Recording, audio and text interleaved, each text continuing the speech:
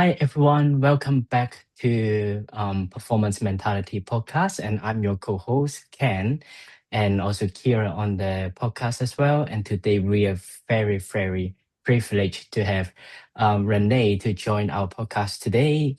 She is a very experienced psychologist from Canada.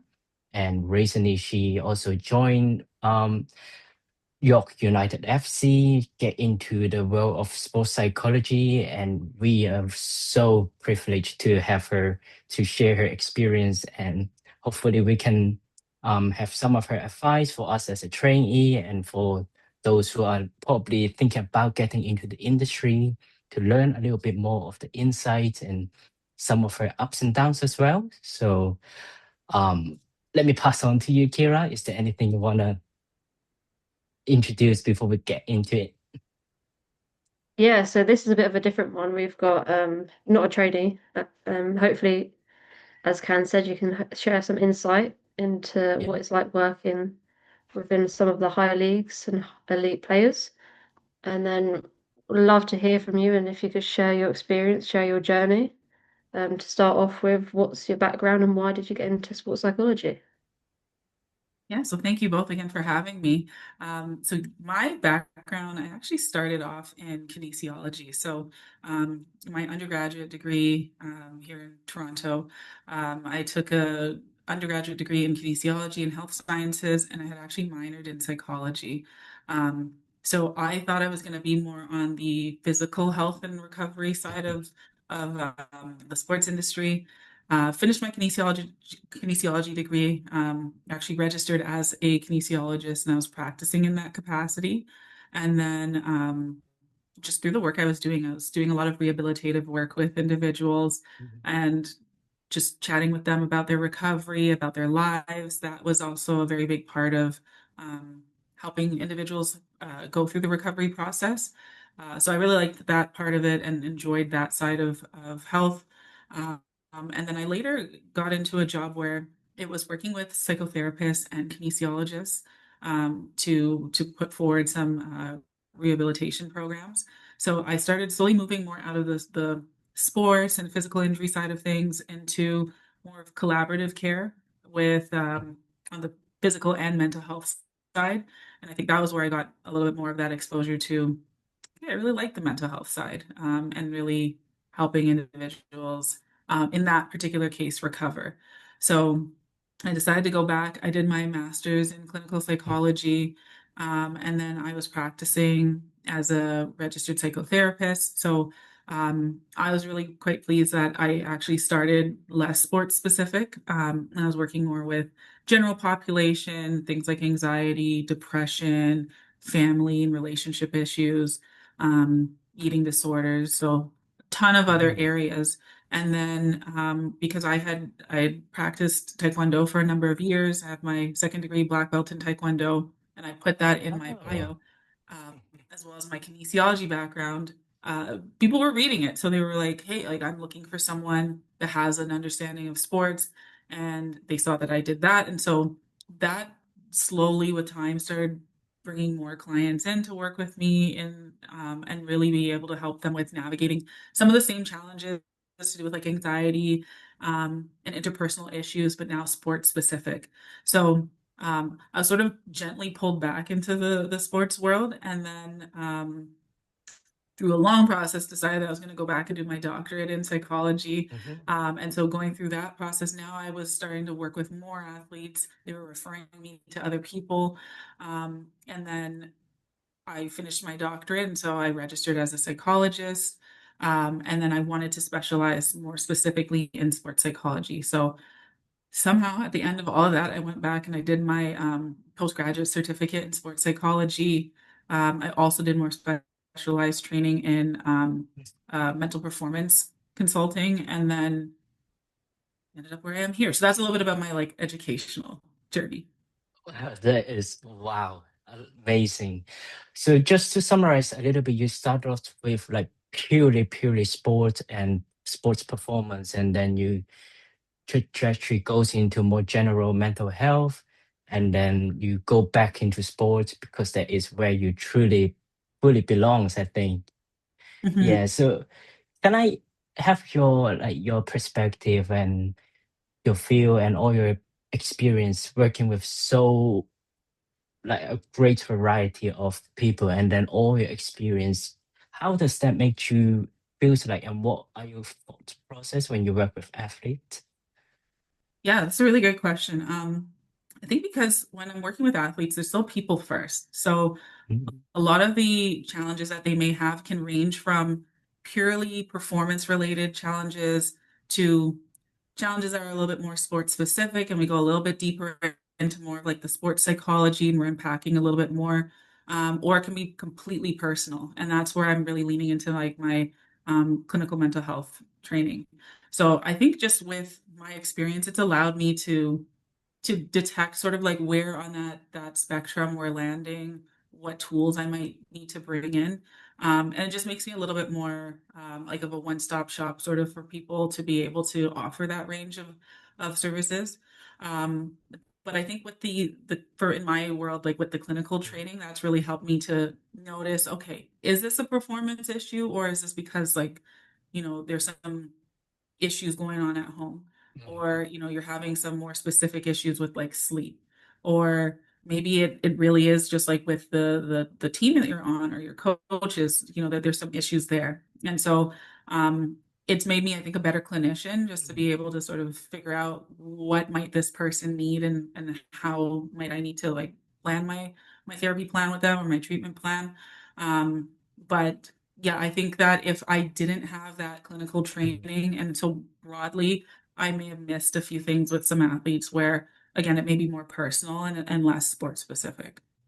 Yeah, I feels like that is a really good thing. So for us as a purely trained sports psychologist, when we go in and work with an athlete, if we see some clinical issue, we have to refer it to someone else. So for you, Mhm. you can do both at the same time, which is amazing. But I do want to know a little bit. So which perspective would you go in first when you work with an athlete? Would you go in with a clinical mindset, or is it purely sports psych, and see if there's anything needs to go further than that? Yeah, again, another great question. I think depending on what the referral reason, that's probably what the lens I'm stepping into that space with first. So if that referral, they're indicating like they are having some issues and it sounds like it's performance specific, I'm going in more with the sports psychology Mhm. lens. But as I'm doing my intake, it might reveal a little bit more that might have me kind of put on my clinical hat, and vice versa. Sometimes it's someone who has more of a clinical issue, but they are also an athlete. And so that may play a role in how they are navigating and coping and how their daily life looks. But I might be going more so with a purely um, clinical lens. And then sometimes it's a little bit of both. Like someone could present with both things, and depending on where it feels like they want to focus on first, or makes sense to focus on, I'm sort of like straddling both lines. Yeah, that must greatly help you then at every or whatever situation you're dealing with. And if you could bring it back a little bit to, I'm interested to know when you were, what sport was it that you were playing? Taekwondo? Taekwondo, yes. Yes. When you were an athlete yourself, were you ever exposed to any sports psychology?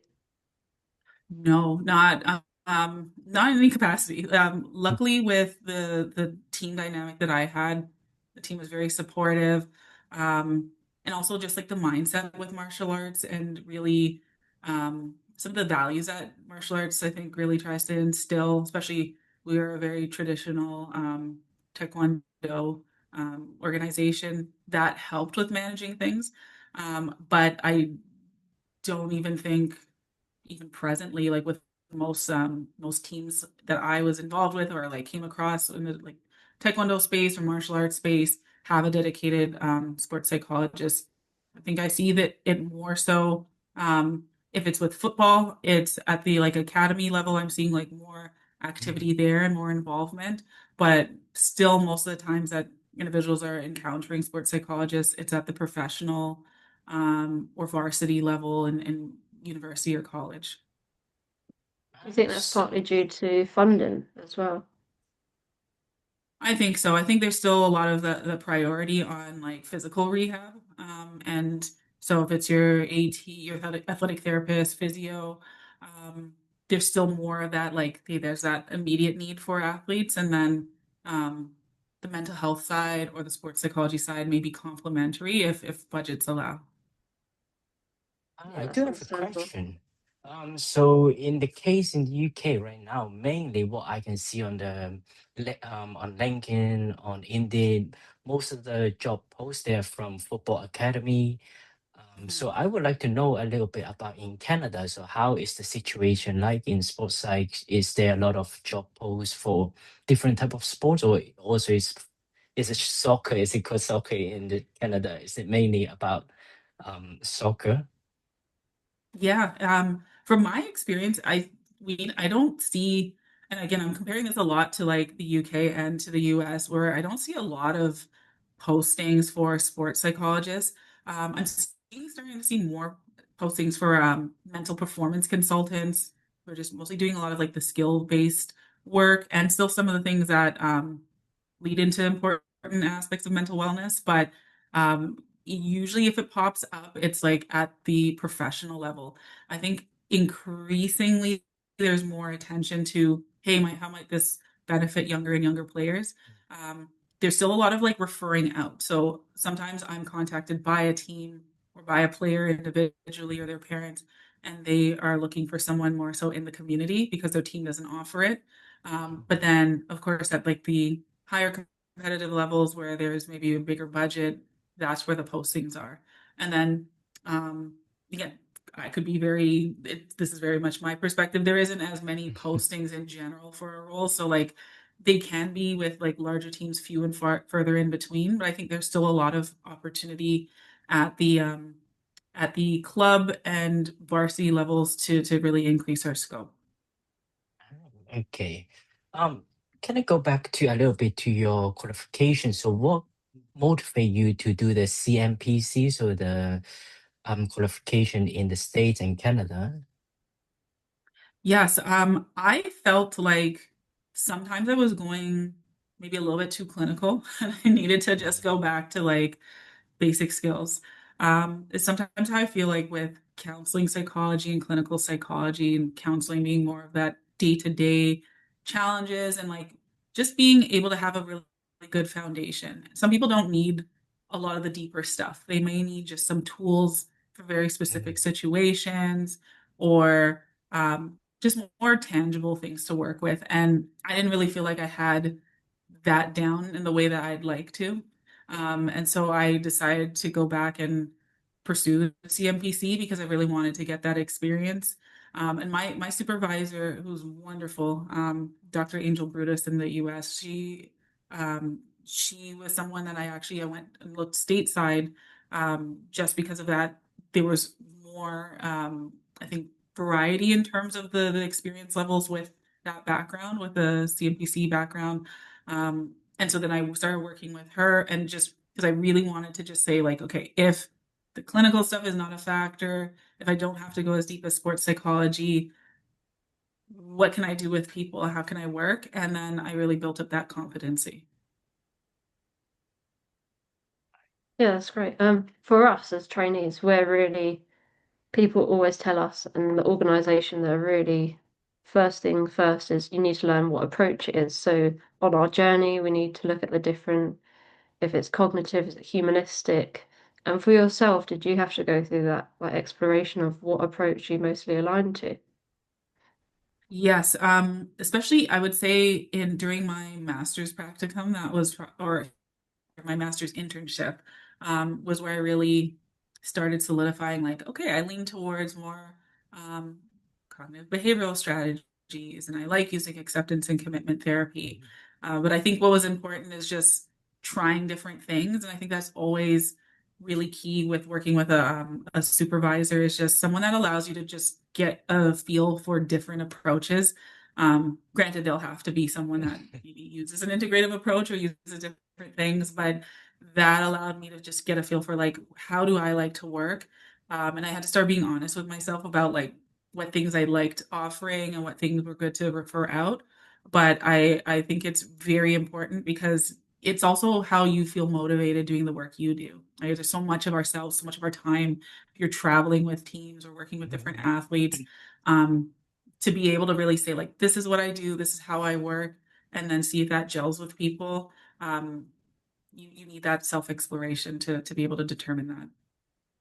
Yeah, that is Yeah. really important because for us as a trainee, we should try different things and see what works with us. And sometimes that can be quite time consuming and we end up just wasting our time and also the client's time as well. Mhm.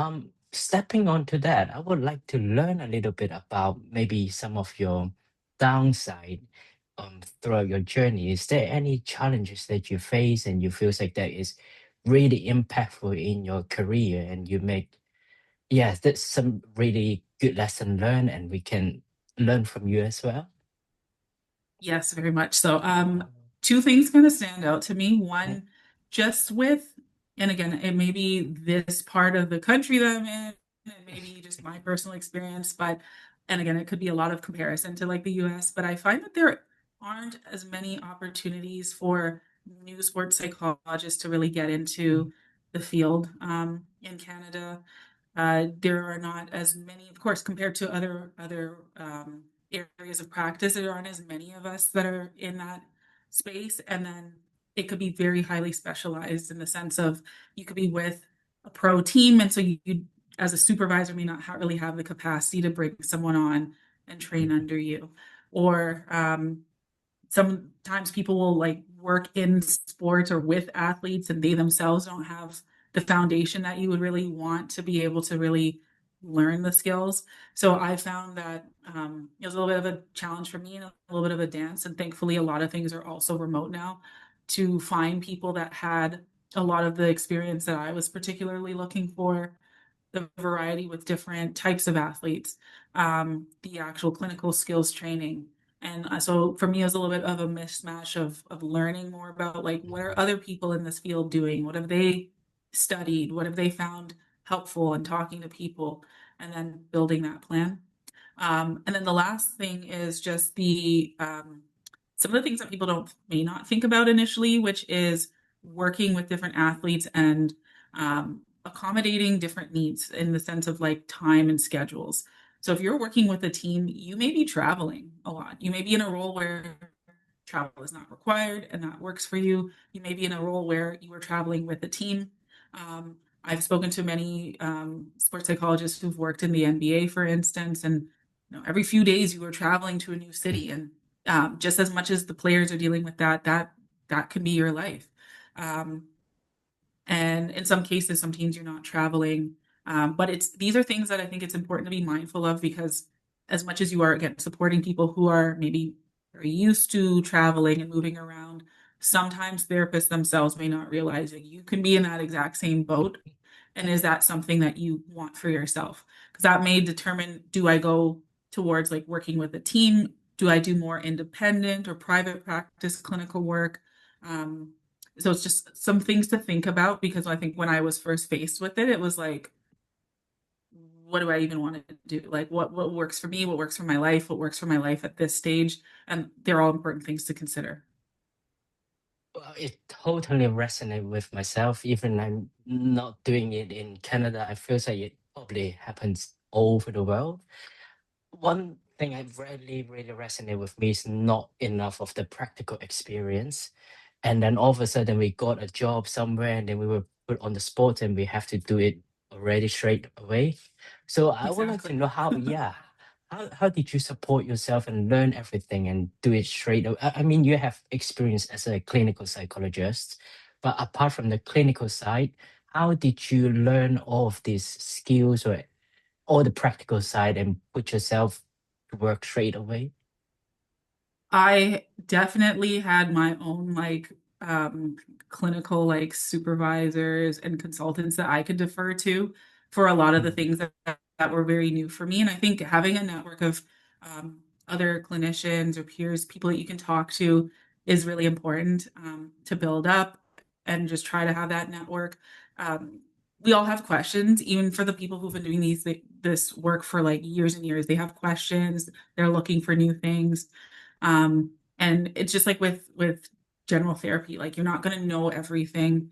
And sometimes you need a little bit of a different touch. So I think that helped me along the way of like, oh, okay, I'm encountering this new type of situation, or now I need to condense work that I would do with someone over like the course of an hour to like I have 10 minutes to do something with you, and just talking to different people about like how do you do that, or how do you adapt things, or um, like what's worked for you, what hasn't worked for you.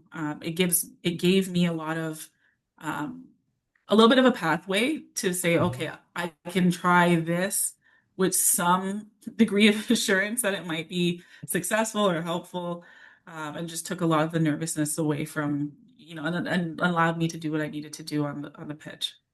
I see. How does your like day-to-day work as a sports psych look like with York United? So when you So usually, first go into this pitch, well, yeah, how do you approach everything? yeah, great question. So like I'm usually there in the mornings. So my day pretty much starts off with actually me dropping my little son off to daycare, and Mhm. then I'm over at the pitch. So sometimes I'm talking to players before practice starts.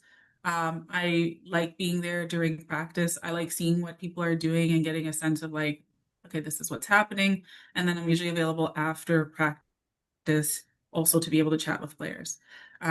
So that is the first half of my day, and then the second half is usually my private practice, individual work.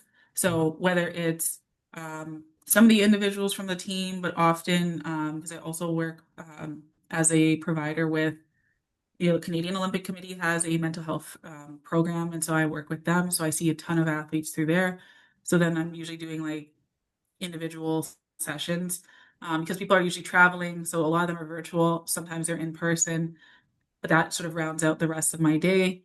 And then I also have staff. So sometimes I'm supervising people in between and meeting and doing report writing. But it really is that process of like, how can I keep this flow, seeing as I have a private practice and I work with a team. So yeah, that divide seems to work pretty well for me right now. So I'm still going with it. Yeah, I Wow, think that's what most sports psychologists they do. They'll have a Mhm. private practice, and then they'll also, I mean, for me, I definitely would like to work with a team. And it's interesting, like you said, you're there for practice, because I would say most of my work consists of just observing and then being there and having those 5 to 10 minute chats with the athletes or players on the sideline. That actually sometimes they open up a bit more when it's just they're on the pitch and it's not so formal. Do you find the same? Yes, and I think it's so important, like with the relationship building. Um, Someone I spoke to once in like a group consultation, they had said that sometimes people or newer psychologists feel like that's not valuable. It's like, oh, I'm just having a chat, but it really isn't valuable. You're creating relationships, you're getting a temperature check as to how that athlete is doing, and it might open up opportunities for further conversation down the line.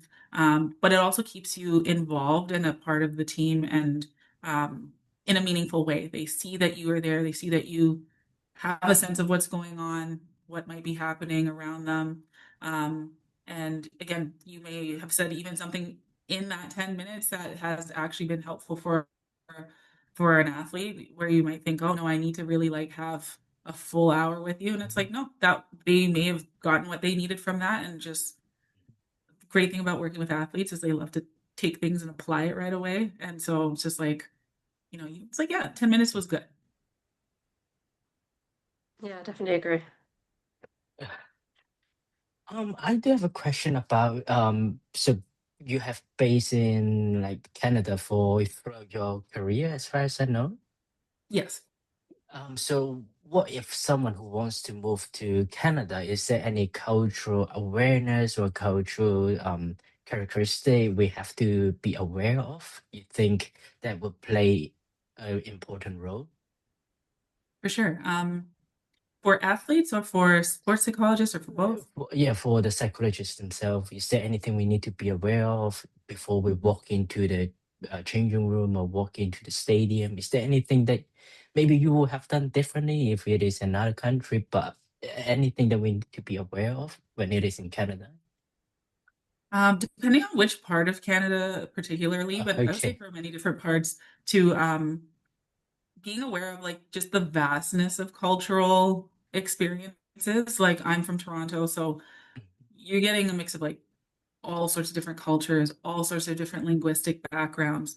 Um, One thing that I encountered for the first time, which was actually really cool and I really value, is that some of the players, their primary language is not English, and in some cases, Mm. may not even understand English at all. And so, stepping into that space is thinking of like, how am I going to work with those individuals? How can I, you know, if I'm doing more of like a team building activity, how can I still pull them in um, into that dynamic? And so I find that, which very well can be true for other teams, because you may have people who move from different parts of the world. Um, that's something though I think that is pretty prominent here. I think the weather is another thing too, especially if you do work in sports which require you to be outside. Like we have a dome that we were under when it was like winter, but there's like a transitionary period. So like you could be outside freezing, it is snowing. Um, if you're not used to that, that could be very different, for you. So that's another thing to consider. And then I think just sometimes certain cultural values and the way things are. And so, like, for instance, some players, where they're from, they may communicate in a more direct way. Don't mean anything by it, but they're just more to the point. Um, sometimes Canada can get a little bit of a rap about, just being really like indirect in our speech. We may not just say things as bluntly as sometimes they may need to be said. So even some of those nuances, it's funny because sometimes the international players I've worked with, they're like, this person said this. And it's like, I don't know if this is what they mean, because I think they would have just said that. And I'm like, oh no, they were saying that. They were being about it. So, um, yeah, so sometimes just even just little nuances with like how conversations will come up, how people might approach things, or um, things that you pick up along the way if you were to work here. Then I guess the changing room environment must be so different compared to the national team you work with and also York United. Yes. So, and then there are those things too. So, like, in terms of like how teams are funded, like how um sponsorship works here, even regulatory things, especially for therapists, so sports psychologists, like in terms of like the regional restrictions. Where can you practice? Your client went to Germany. Can you see them? Maybe not as a psychologist. I'm also licensed as a registered psychotherapist, so there may be in some cases, some more bandwidth that I have to support people, but um, compared to other countries, I've heard from a lot of clinicians that practiced other places that, um, and again, it's not for necessarily bad reason, it's for certain safety parameters, but we're very like strict with how, at least in Ontario, Canada, how regulation works and what you can do and can't do and with whom and where people need to be located. So those are also things to be mindful of, especially if the athletes you work with do a lot of international travel. Yeah, have you faced any resistance when working with athletes or with coaches when it comes to sports psychology? Because I know sometimes you have to prove a point, or you have to try and change their mind or change their view about what sports psychology is, because they might be against it or be a bit hesitant. I think with private practice, because people are usually electing to come to work with me, that resistance isn't there, which is where private practice is great for that. It's like usually there is some eagerness to work with you. I think in a team dynamic, you have to just be mindful of like different personalities and who may need you when and in what capacity, right? Like the way an academy player is going to perhaps need you or need you to even engage them may look very different than a first team player, especially when we're talking about football, and even within other sports. And so this is where I think that relationship building is really key, because, if you are someone that would not have really approached the sports psychologist, but there is a bit of a relationship, you know who I am, there may be Mhm. less resistance to be like, oh, hey, Renee, I have a question about this, or I was noticing that. And so I found that to be really valuable, and just looking at sports psychologists who try to do more of that versus the ones who are like, I'm here if you need me, and how sometimes their athletes speak about their comfort with working with them. I found that that is really central to just getting a little bit more buy-in. Um, and then just in general, like with the, at least I can say with the teams I've worked with, I can't speak for everyone. Players are always like super respectful. They've been really great, even if you pull them to chat with them. Most people will chat with you into some capacity. Again, how much you will actually be doing sports psychology will depend on the needs at the time. But like I said, just being able to be there and having, I will say wholeheartedly with York, they are very supportive of me being there. And I think that has been key in me being able to really feel a part of the team, have opportunities to do team building and really build those relationships. If that wasn't the case, I could very much see where it's just like, who is this random person on this team? And you know, your services may not really be valued. I think that is really amazing to hear you work in an environment that feels very appreciated and feel respected as well.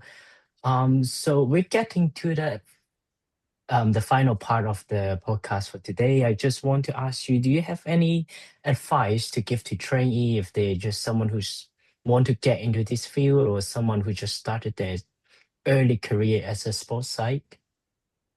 Yes, I would definitely say be open to like just look for opportunities. Never hesitate to reach out to someone. Like I did not find any of the opportunities that I have now or have had in the past by just like, okay, I saw this posting and I applied. Sometimes that happens and that works, but a lot of times it's me sort of like just talking to people. I'd go to conferences, I talk to people. There's an opportunity to participate in something and support in a one-off basis. I like reach out to teams and just seeing like how I could get experience. Of course, when you're a trainee, sometimes things are a little bit, you know, you might be doing it for free, but again, just thinking about like how do you want to invest in your future? Um, Sometimes it's very invaluable work that you might expose yourself to. Um, and just also not to be feel daunted by other people's trajectories. I think that was one thing that I really learned as I would look at like people's LinkedIn profiles or talk to them. Nobody had like the same pathway. Someone may have done like gone to a school program and had opportunities through someone they knew from there. Someone may have volunteered somewhere else.